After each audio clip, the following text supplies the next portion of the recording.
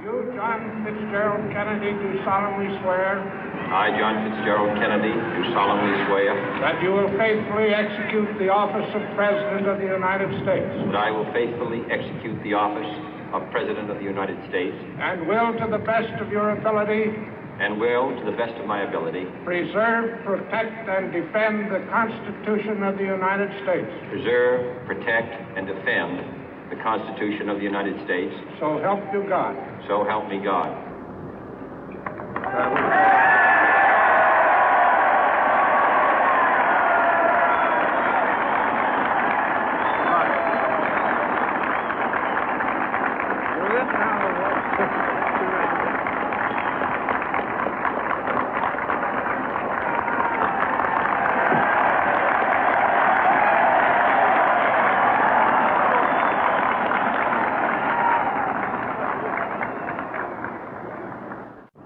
Vice President Johnson, Mr. Speaker, Mr. Chief Justice, President Eisenhower, Vice President Nixon, President Truman, Reverend clergy, fellow citizens.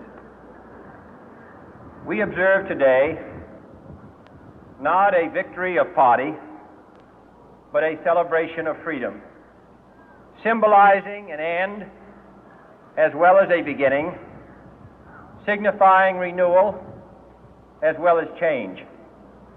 For I have sworn before you and Almighty God the same solemn oath our forebears prescribed nearly a century and 3/4 ago. The world is very different now, for man holds in his mortal hands the power to abolish all forms of human poverty and all forms of human life. And yet the same revolutionary beliefs for which our forebears fought are still at issue around the globe.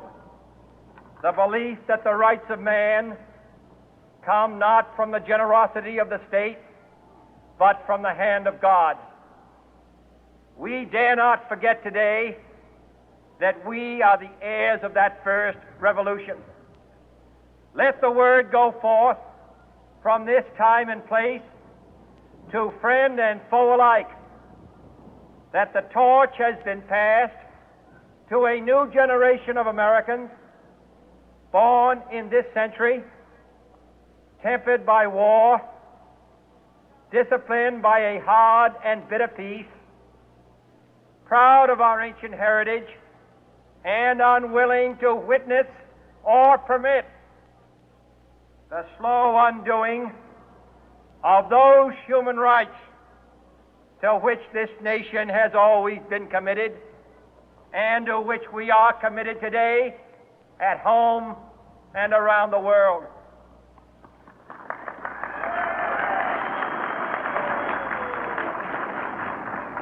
Let every nation know, whether it wishes us well or ill, that we shall pay any price, bear any burden, meet any hardship, support any friend, oppose any foe to assure the survival and the success of liberty.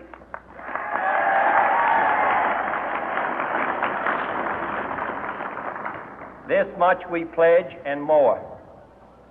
To those old allies whose cultural and spiritual origins we share, we pledge the loyalty of faithful friends. United, there is little we cannot do in a host of cooperative ventures.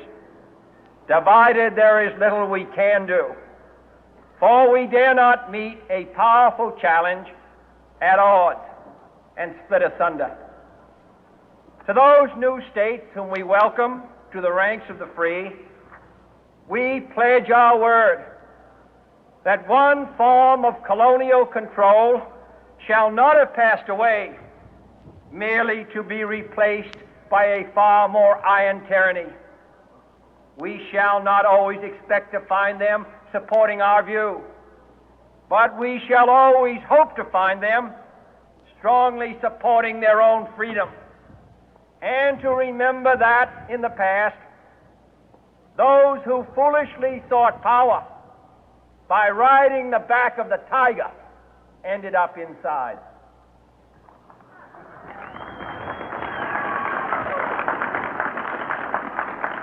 To those people in the huts and villages of half the globe struggling to break the bonds of mass misery, we pledge our best efforts to help them help themselves for whatever period is required, not because the communists may be doing it, not because we seek their votes, but because it is right. If a free society cannot help the many who are poor, it cannot save the few who are rich.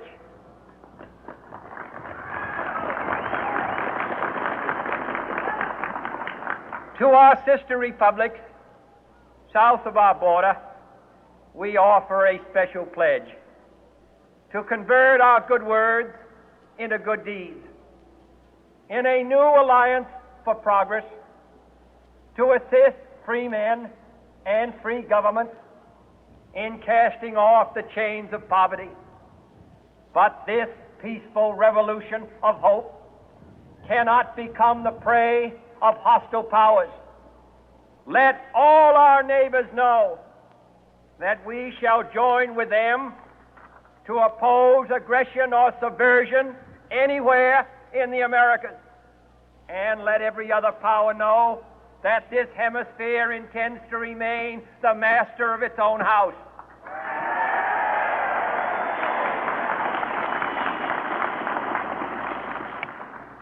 To that World Assembly of Sovereign States, the United Nations, our last best hope, in an age where the instruments of war have far outpaced the instruments of peace, we renew our pledge of support to prevent it from becoming merely a forum for invective, to strengthen its shield of the new and the weak, and to enlarge the area in which its writ may run. Finally, to those nations who would make themselves our adversary, we offer not a pledge, but a request that both sides begin anew the quest for peace. Before the dark powers of destruction, unleashed by science, engulf all humanity in planned or accidental self-destruction, we dare not tempt them with weakness, for only when our arms are sufficient beyond doubt can we be certain beyond doubt that they will never be employed. But neither can two great and powerful groups of nations take comfort from our present course, both sides overburdened by the cost of modern weapons, both rightly alarmed by the steady spread of the deadly atom, yet both racing to alter that uncertain balance of terror that stays the hand of mankind's final war. So let us begin anew, remembering on both sides that civility is not a sign of weakness, and sincerity is always subject to proof. Let us never negotiate out of fear, but let us never fear to negotiate.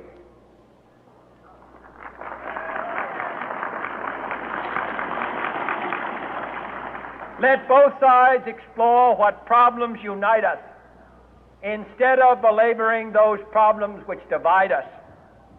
Let both sides, for the first time, formulate serious and precise proposals for the inspection and control of arms, and bring the absolute power to destroy other nations under the absolute control of all nations.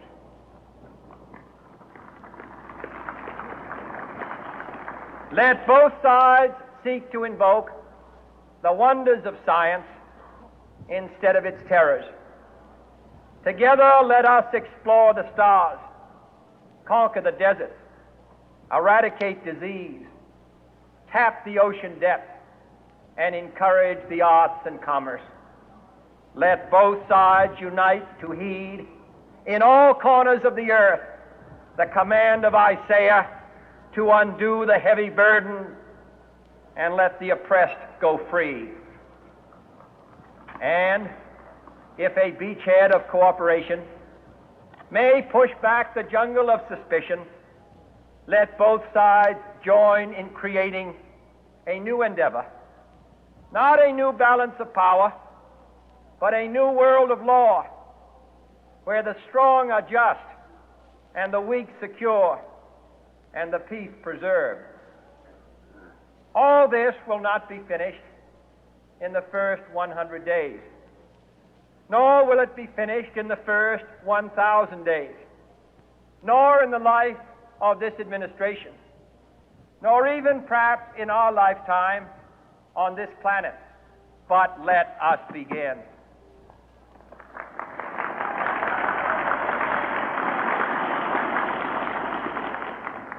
In your hands, my fellow citizens, more than mine, will rest the final success or failure of our course. Since this country was founded, each generation of Americans has been summoned to give testimony to its national loyalty. The graves of young Americans who answered the call to service surround the globe.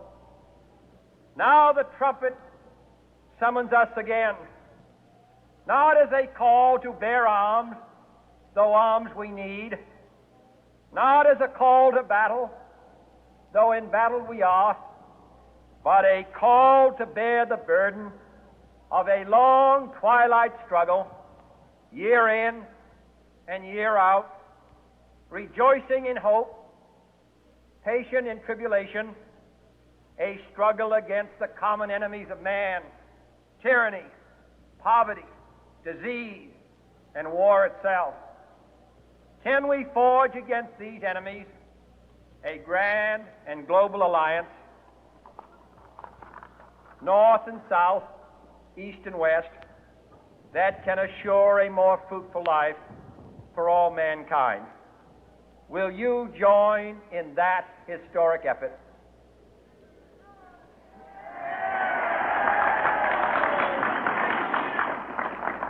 In the long history of the world, only a few generations have been granted the role of defending freedom in its hour of maximum danger. I do not shrink from this responsibility. I welcome it.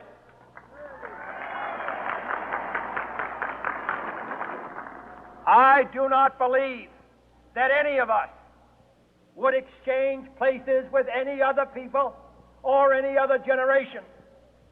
The energy, the faith, the devotion which we bring to this endeavor will light our country and all who serve it. And the glow from that fire can truly light the world. And so, my fellow Americans, ask not what your country can do for you. Ask what you can do for your country.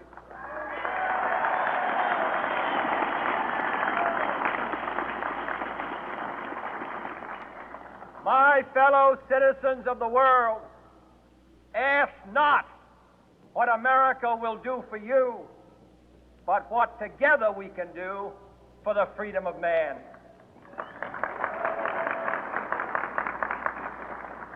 Finally, whether you are citizens of America or citizens of the world, ask of us here the same high standards of strength and sacrifice which we ask of you. With a good conscience, our only sure reward, with history the final judge of our deeds, let us go forth to lead the land we love, asking His blessing and His help, but knowing that here on earth God's work must truly be our own.